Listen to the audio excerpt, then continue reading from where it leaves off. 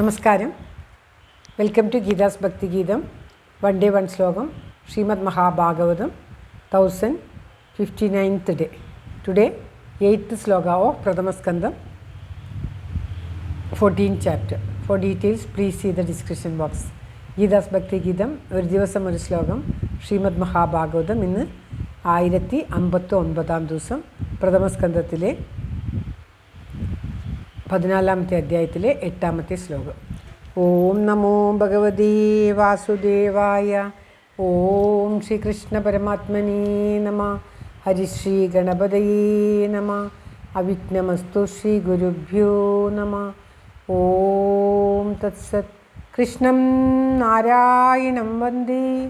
കൃഷ്ണം വന്ദേ വ്രജപ്രിയം. കൃഷ്ണം ദ്വൈപായനം വന്ദേ. കൃഷ്ണം വന്ദേ പൃഥാസുതം.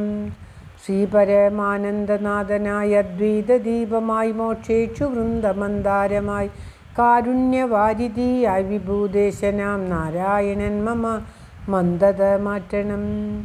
ഓം തത്സത്. ശ്രീമദ് മഹാഭാഗവതം പ്രഥമസ്കന്ധത്തിലെ 14ാമത്തെ അധ്യായത്തിലെ 8ാമത്തെ ശ്ലോകം. ഓം തത്സത്.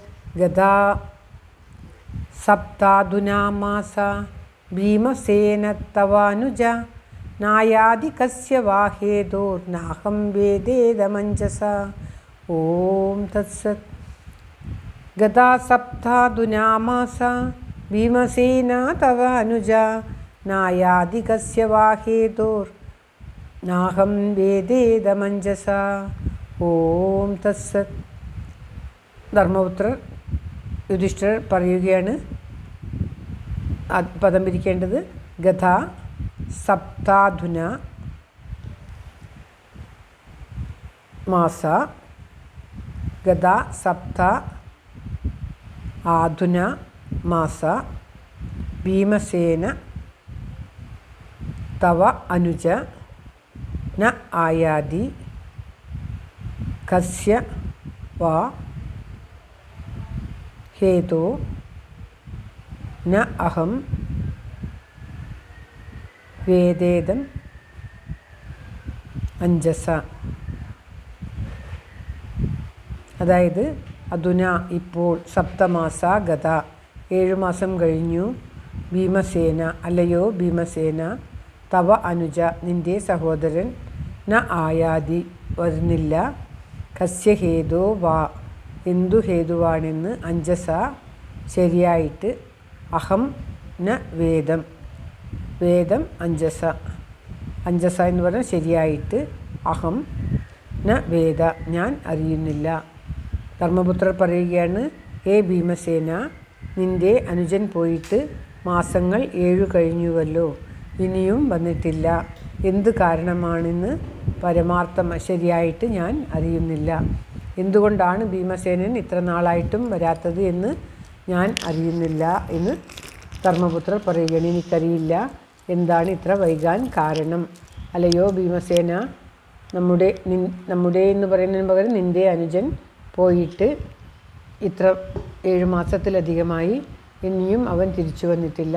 ഇങ്ങനെ വൈകാൻ കാരണം എന്താണെന്ന് ഞാൻ അറിയുന്നില്ല, എനിക്ക് മനസ്സിലാകുന്നില്ല, അതിൻ്റെ അർത്ഥം എനിക്ക് മനസ്സിലാകുന്നില്ല എന്ന് പറയുകയാണ്.